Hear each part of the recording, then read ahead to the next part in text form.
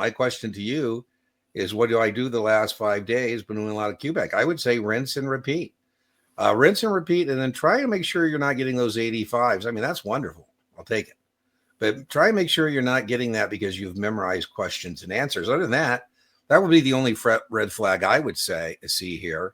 And pace yourself. You don't want to burn out before you can stick the landing 5 days out. So with a score like that, you've earned the right, if you need to, just kind of slow it down a little bit, pace yourself. And like I said, just make sure you're not memorizing questions and answers. Your thought, Brian? Don't forget to take FINRA's practice exam. Excellent. Right on, TJ. So FINRA on their website, it loses its diagnostic capability after you've done it once. Somebody told me they got 100, and I said, I don't believe you. And they say, are you calling me a liar? And I said, I am. Right? Because there's no way you're going to get 100 on that unless you've done it 3 or 4 times. But the first time you see it, I think it's a good mark.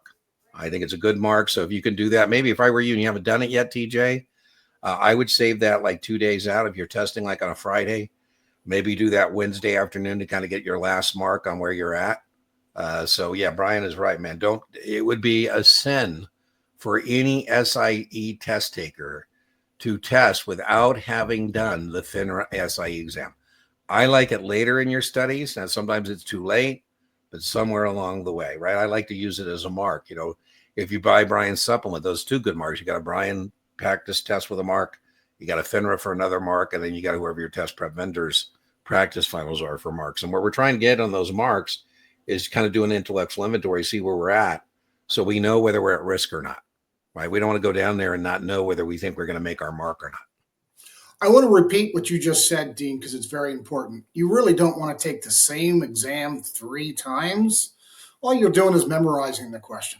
A diagnostic test is good 1 time and 1 time only. Move on to other practice finals. Yes. Yeah. And that's one of the reasons why the Kaplan QBank, we recommend it, because it's harder for you to use up all those questions.